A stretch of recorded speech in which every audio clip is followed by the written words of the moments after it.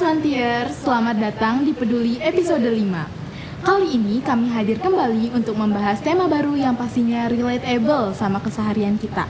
Perkenalkan, aku Aisyah dan aku akan menemani kalian di Peduli episode 5. Di depanku ini udah ada dua narasumber yang pastinya punya wawasan luas, bahkan experience sendiri dan siap sharing opini serta pengetahuannya tentang topik episode kali ini. Topik episode kali ini yaitu mengenai peer pressure, stalking, dan FOMO, menjaga kesehatan mental di era media sosial. Gak perlu lama-lama, langsung aja kita sapa. Halo Dinda dan Raffi. Halo Aisyah. Nah, kayaknya gak cukup kalau aku doang yang kenalin. Langsung aja kita kenalan dari masing-masing narasumber ya. Oke, sebelumnya aku ingin berterima kasih terlebih dahulu kepada pihak OSIS karena sudah mengundang kami berdua pada acara podcast peduli ini. Halo semuanya, halo Smantiers, perkenalkan aku Raffi dan aku dapat ditemukan di kelas 12.2. Halo semuanya, halo Smantiers, perkenalkan nama aku Adinda Nacita Zahra, biasa dipanggil Adinda. Oke, sebelum memasuki topik, aku mau nanya dulu nih, dari kalian sebenarnya udah pernah nonton Peduli episode-episode sebelumnya nggak sih? Udah dong. Kalau gitu pasti udah tahu dari kepanjangan Peduli itu apa. Mungkin kita bisa sebutin bareng-bareng. Peduli Podcast Edukasi Mental Smanti. Yeay. Oke. Aku ingin mengucapkan terima kasih sebanyak-banyaknya kepada kalian atas antusiasme yang luar biasa telah mengikuti Peduli sejak episode pertama, kedua, ketiga, keempat, dan sekarang kita udah ada di episode kelima. Bagi kalian yang belum menyaksikan episode-episode sebelumnya, jangan lupa ditonton dulu ya agar lebih relate dengan episode kali ini. Tanpa lama-lama lagi, let's jump into the topic. Oke. Di sini aku akan mengajukan beberapa pertanyaan yang bisa kalian sharing pendapat kalian, opini kalian. Aku mulai dari topik pertama, yaitu FOMO. Bagaimana FOMO mempengaruhi cara kalian menikmati momen-momen di dunia nyata? Kalian lebih fokus update di media sosial atau mungkin secara real life? Mungkin dari aku sendiri sebagai orang yang aktif menggunakan media sosial, rasa FOMO ini sering banget ada di kehidupan aku sehari-hari. Tapi dulu itu aku orang yang sangat kesulitan dalam mengontrol rasa fear of missing out ini. Jadi kalau misalnya dulu itu, apalagi pas zaman COVID, kita kan terisolasi dari dunia nyata. Ya, jadi kita pasti hidup cuma di media sosial aja kan. Nah itu biasanya aku sering banget ngelihat kayak orang-orang melakukan suatu hal yang lagi trendy atau yang lagi viral. Dan aku merasa aku harus melakukan hal itu, kalau enggak itu bakal jadi hal yang membuat aku tertinggal atau gimana gitu. Dan aku jadi pengen update hal yang sama orang itu, pengen melakukan hal yang sama, tapi tanpa aku sadarin aku malah jadi lebih fokus di media sosial dan enggak menikmati kehidupan nyata aku. Misalnya aku ada orang yang lagi update di pantai atau apa, terus aku melakukan hal yang sama. Pada saat aku di posisi itu, aku malah sibuk mencari validasi dari orang lain bahwa aku merupakan salah satu dari mereka, dari orang, dengan melakukan hal-hal yang viral atau apa kayak gitu, dan malah jadi gak fokus sama hal-hal di dunia nyatanya. Oke, mungkin dari yang aku tangkap, kamu berarti lebih fokus ke media sosial ya, karena kebawa dari COVID kemarin, benar? Oke, mungkin kalau misalnya dari Dinda itu fokusnya ke media sosial, apakah Raffi punya pandangan yang lain? Punya. Kalau misalkan kita ngomong soal FOMO, dari aku pribadi, aku sering ngerasa FOMO yang berkaitan di kehidupan sehari-hari aku. Kadang aku masih suka ngerasa FOMO kalau misalkan aku tertinggal oleh teman-teman aku, entah itu dari secara nilai akademis ataupun saat mereka sedang melakukan kegiatan namun aku tidak ikut serta dalam kegiatan tersebut. Itu aku merasakan FOMO itu. Namun bila dikaitkan dengan media sosial, aku sendiri jarang merasa seperti itu karena aku lebih sering meromantisasinya secara langsung, yang dimana aku jarang sekali untuk mendokumentasikan hal-hal yang sedang aku lakukan gitu. Oke, berarti kita sebenarnya punya dua POV atau dua pandangan yang berbeda. Yang satunya mungkin lebih fokus ke media sosialnya, yang satunya lebih ke real life. Menurut aku sendiri jujur relate banget dengan pengalaman kalian. Jadi maksudnya pengalaman kalian itu sangat relatable. Mungkin dari Smantiers juga. Mungkin tanpa berlama-lama kita langsung aja ke pertanyaan kedua. Apa yang biasanya kalian lakuin buat ngatasin FOMO ini? Ada tips and trick khusus atau apa mungkin? Oke, mungkin sekarang dari gue dulu ya. Boleh. Nah, kalau misalkan dari aku sendiri, biar kita tidak FOMO terhadap teman-teman kita perlu mengetahui sendiri diri kita itu seperti apa, yang dimana kita harus tahu sendiri, harus tahu dulu jati diri kita harus punya pendirian agar kita tidak FOMO dengan teman-teman kita gitu. Jadi ketahuilah diri kita sendiri dulu. Oke, berarti fokus ke diri sendiri ya, benar. Betul. Boleh. Mirip-mirip sama Raffi, kalau aku sendiri itu cara menghindari FOMO itu lebih ke tahu apa prioritas aku. Jadi kalau misalnya aku lebih FOMO sama hal-hal yang orang lain lakuin ya, tapi belum tentu hal-hal yang orang lain lakuin itu hal yang penting bagi aku. Nah kalau misalnya dari aku sendiri untuk mengatasi FOMO itu aku akan bikin kayak piramida prioritas, dimana dengan kayak gitu aku lebih tahu apa prioritas aku dan mengesampingkan hal-hal FOMO yang sebenarnya nggak penting menurut aku. Dan biasanya kalau misalkan aku sendiri ngerasa FOMO kalau misalkan kita tuh nggak ikut serta dalam kegiatan yang sedang mereka lakukan, dan kita tuh khawatir kalau misalkan di kemudian hari ketika kita bertemu sama dia kita tuh bakal dijauhin lah atau apa, sehingga kita merasakan FOMO, kita pengen ikut serta juga di situ gitu. Itu kadang perasaan FOMO tuh muncul di situ. Benar, relate sih jujur, karena pasti kan FOMO, apalagi istilahnya sekarang kita kayak udah sering banget kayak FOMO enggak lu FOMOan gitu, pasti sering banget kan di kelas atau di lingkungan rumah kalian, pasti itu sering banget. Mungkin tips dari Raffi dan Dinda tadi bisa diterapin di kehidupan kalian ya Smantiers. Langsung aja kita ke pertanyaan tentang peer pressure. Sebenarnya kalian udah tahu belum sih peer pressure itu apa? Kalau dari yang aku tahu, peer pressure itu tekanan dari teman sebaya. Sebenarnya tekanan dari teman sebaya itu bukan yang berarti seumuran aja sama kita ya, tapi bisa kayak satu status atau itu bisa banget, itu masuk ke dalam peer pressure. Kalau dari aku sendiri, aku ngalamin peer pressure itu kalau misalnya aku merasa tertekan sama teman sebaya aku, di mana aku gak ingin melakukan hal itu, tapi dari mereka sendiri itu secara halus meminta, tapi dari aku sendiri itu gak berani untuk menolak. Sebenarnya hal-hal seperti itu sih yang aku kategorikan sebagai peer pressure. Oke, berarti mungkin kesimpulannya kayak kamu lebih gak enak buat nolak, jadi betul, kamu akan merasa tertekan dengan kemauan si orang tersebut. Bener sih. Mungkin kalau dari Raffi ada pendapat lain? Oke, jadi kalau misalkan aku sendiri ketika mendengar istilah peer pressure, peer itu teman sebaya dan pressure itu tekanan. Jadi aku ngerasa bahwasanya peer pressure adalah tekanan dari teman sebaya. Aku kalau misalkan dari pandangan aku ngerasa bahwasanya peer pressure ini tuh kita ngerasa bahwasanya gaya hidup mereka itu tuh beda sama kita, sehingga kita pengen pengen ada tekanan dari dalam diri kita untuk pengen nih biar kayak dia juga, but in a good way, yang dimana kita pengen menjadi lebih baik juga kayak dia gitu. Cuman itu pandangan dari aku sendiri gitu. Oke, bener. Bisa banget tuh dimasukkan dengan kategori peer pressure. Mungkin bisa diambil baik dan buruknya ya. Mungkin kalian sendiri pernah gak sih ngerasain ditekan oleh teman sebaya kalian sehingga kalian tuh ngubah cara hidup kalian, cara berpakaian kalian, atau postingan kalian jadi FOMO gitu dengan postingan mereka kayak gitu? Oke, mungkin dari aku dulu. Karena dari awal aku masuk Semanti ini aku sudah bertemu dengan orang-orang yang aku rasa gaya hidupnya tuh beda banget sama aku, sehingga adalah perasaan peer pressure itu karena setiap harinya tuh pemikiran mereka tuh ingin terus maju. Padahal pas aku baru masuk Semanti, aku tuh ngerasa aku tuh orang yang gitu-gitu aja, aku orang yang padam-padam aja. Ketika aku ditempatkan di lingkungan yang seperti itu merubah aku banget dari secara gaya hidup, pola pikir, sampai perilaku aku gitu. Bener banget, iya sih bener. Pasti kayak kita semua pernah ngerasain namanya peer pressure, entah di rumah, entah di sekolah, pasti pernah kan. Kalau Dinda sendiri mungkin kalau pernah? aku sebenarnya kurang lebih sama. Aku juga ngerasa sangat peer pressure aku merasa saat aku di Semanti, karena pertama kali aku masuk Semanti, aku merasain lingkungan yang sangat baru dan di mana aku merasa tidak cukup diterima di dalam lingkungan ini. Jadi tanpa sadar aku juga jadi ngikutin sama gaya hidup orang-orang yang ada di Semanti. Itu kenapa aku sering banget ngerasa tertekan, karena aku nggak ngerasa jadi diri aku sendiri di sekolah aku, dan itu nggak enak banget. Tapi lama-kelamaan setelah beradaptasi, untungnya aku udah bisa menyesuaikan dan tetap jadi diri aku sendiri di Semanti. Bener banget, kita harus jadi diri kita sendiri gimana pun itu caranya.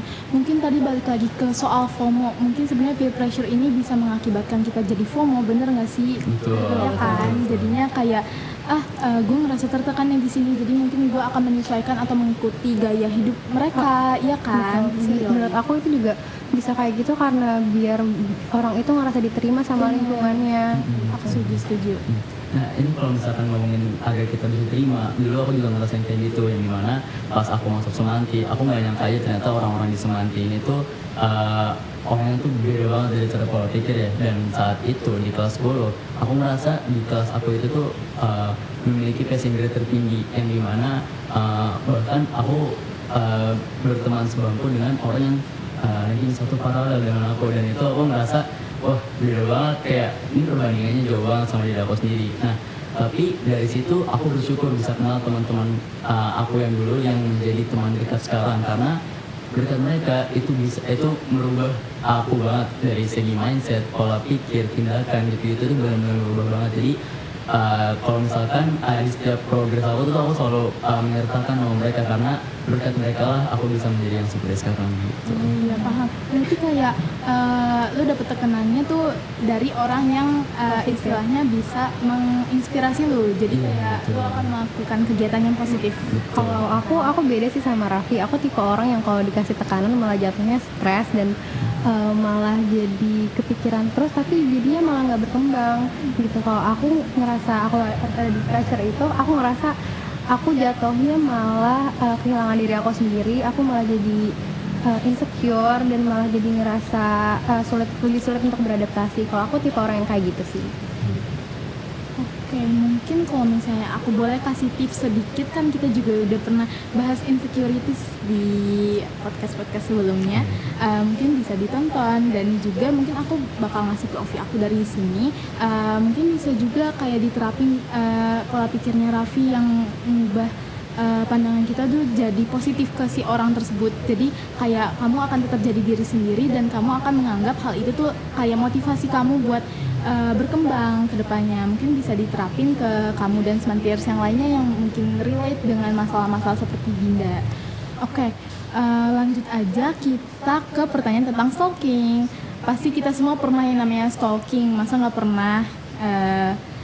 Oke, menurut kalian stalking itu kayak gimana sih? Kenapa kalian bisa ngelakuin stalking? Mungkin stalking mantan, stalking gebetan, stalking idol, kan bisa. Mungkin boleh dong di-sharing pengalamannya tentang stalking ini.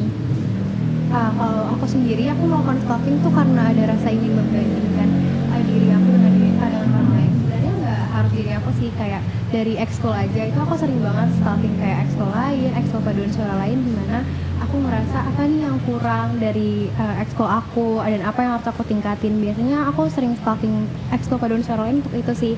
Jadi untuk membandingkan dan mencari apa kekurangan yang kita punya, dan in stalking in a good way sih menurut aku, karena di situ aku bisa upgrade untuk paduan suara aku kayak gitu. Bener banget. Oke, ini masalahnya tentang ketua ekskul teman-teman. Jadi di dua orang di depanku ini adalah ketua ekskul nih. Yang satunya ketua ekskul Mezzo Voices atau paduan suara, yang satunya lagi ketua ekskul COSS yang berkaitan dengan pendidikan. Mungkin Raffi juga relate kali tentang perekskulan ini. Betul. Nah, seperti yang Dinda lakukan, aku juga sering ngerasa bahwasanya ekskul yang sedang aku naungi ini ada kurangnya, dan sering banget ngelakuin stalking dengan ekskul lainnya. Agar kadang aku entah untuk kepuasan diri sendiri atau bahkan untuk mengevaluasi ekskul yang sedang aku naungi ini gitu loh. Nah, karena stalking ini tuh kadang tuh bisa nambahin ide-ide yang baru yang bisa aku terapin di ekskul yang lagi aku naungi gitu. Dan tapi stalking yang kita lakuin ini stalking in a good way ya. Iya, good way. Bener-bener banget. Karena sebagai anak organisasi, aku juga sebenarnya relate banget dengan Dinda dan Raffi, karena pasti untuk kebutuhan mencari konten ataupun feeds pasti akan melihat dari sekolah lain untuk membandingkan ataupun untuk mengevaluasi dari organisasi kita sendiri. Bener sih, aku relate dengan hal tersebut.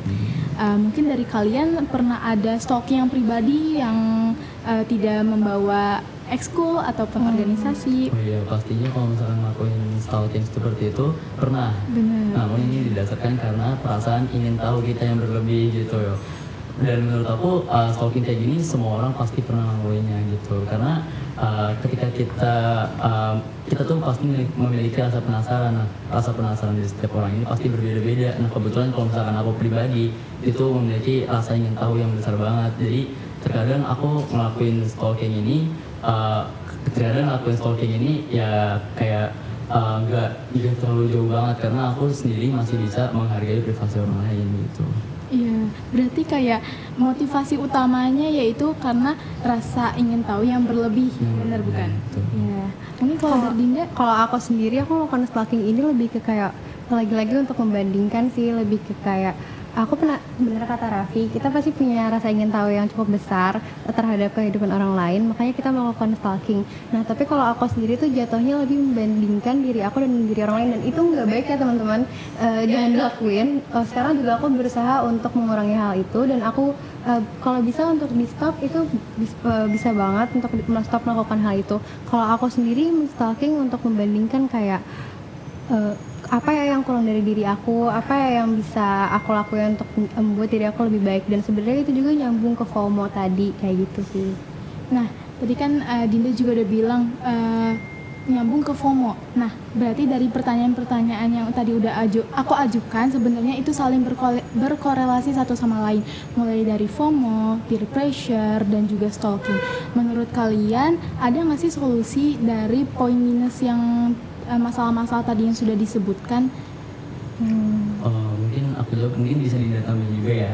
Nah, kalau misalkan dari FOMO terlebih dahulu, seperti yang udah aku bilangin tadi, seperti yang sudah aku bilang tadi, bahwasanya FOMO ini bisa juga diatasi dengan kita harus mengetahui diri kita terlebih dahulu, yang dimana tanpa kita mengikuti gaya hidup orang lain, tanpa kita harus mengikuti kegiatan yang sedang dilakukan oleh orang lain, kita harus tahu kapasitas ataupun jati diri dari diri kita terlebih dahulu gitu. Hal ini untuk meminimalisir perasaan FOMO tadi gitu.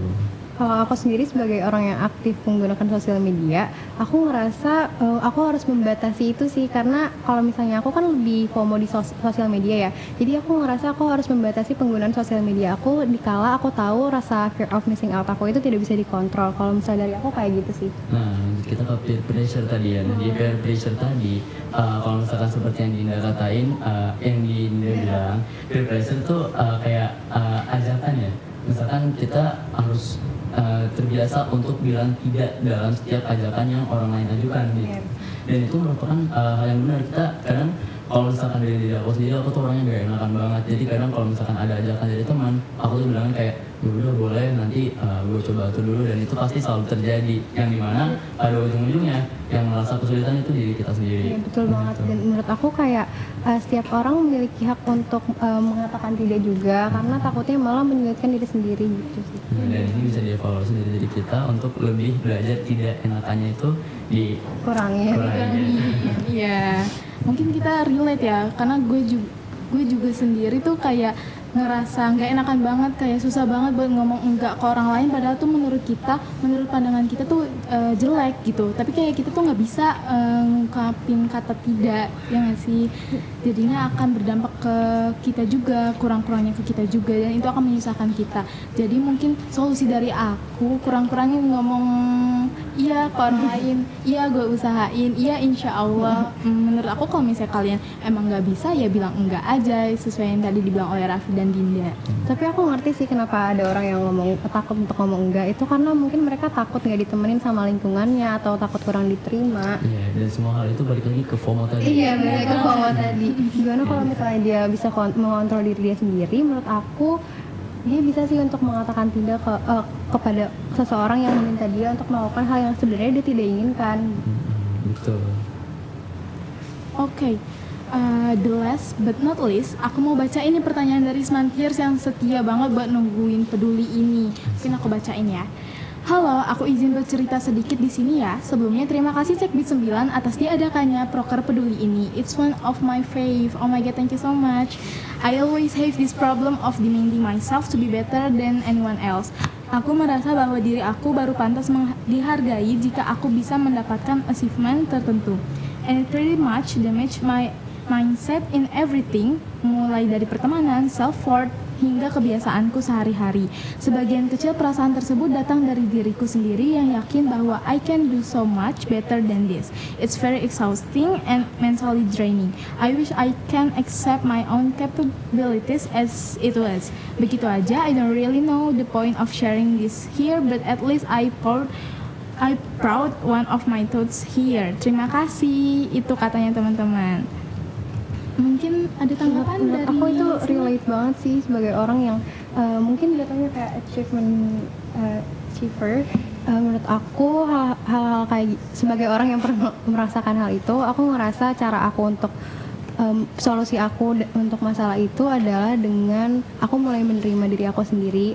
Aku mulai taruh batasan kepada diri aku sendiri. Kalau misalnya ini tuh hanya untuk kepuasan aku loh, maksudnya aku tidak harus butuh validasi orang lain untuk apa yang aku lakukan. Yang aku lakukan itu kan aku sendiri yang tahu, usahanya juga aku sendiri, semua susah capeknya juga aku sendiri. Jadi menurut aku untuk nyari validasi orang lain kurang penting. Nah, dari situ aku mulai pikir kalau misalnya oh ya udah aku melakukan ini karena aku mau dan karena aku sanggup. Menurut aku itu bisa banget sih diterapin mindsetnya. Jadi kita harus tahu apa yang kita bisa dan apa yang kita nggak bisa. Dengan kayak gitu kita juga jadi lebih puas sama apa yang kita lakuin. Nah, kalau misalkan pernyataan dari Semantius tadi, menurut aku itu merupakan dampak dari peer pressure tadi yang dimana merupakan tekanan dari teman-temannya. Dan kalau nggak salah dalam kalimat bahasa Inggrisnya tadi dia sempat bilang dia harap dia lebih bisa mengkondisikan kapabilitasnya ya kalau nggak salah. Nah, semoga dan dia bisa lebih menurunkan lagi egonya dan bisa menemukan jati dirinya gitu. Dan harapan aku sendiri semoga semangat tersebut benar-benar bisa terlepas dari hal-hal yang kita omongin tadi gitu. Oke, sebenarnya itu balik lagi ke diri kita sendiri, balik lagi ke mindset kita. Mungkin mindset kita yang perlu diubah menjadi kata-kata yang positif, bener nggak sih? Oke, mungkin pertanyaan dari Semantiers ini semoga terjawab ya. Oke, keren banget dan bermanfaat banget apa yang tadi Dinda dan Raffi udah sampaikan. Semoga pengalaman serta hal-hal yang baru yang kita dapetin dari diskusi tadi bisa kita ambil serta kita ambil nilai positifnya. Oke, special thanks untuk para narasumber kita kali ini, Dinda dan Raffi yang super antusias serta mau meluangkan waktunya untuk sharing-sharing seputar topik kita kali ini. Semoga kita bisa bertemu kembali di lain kesempatan. Peduli episode 5 pamit undur diri ya. Terima kasih semuanya. Terima kasih.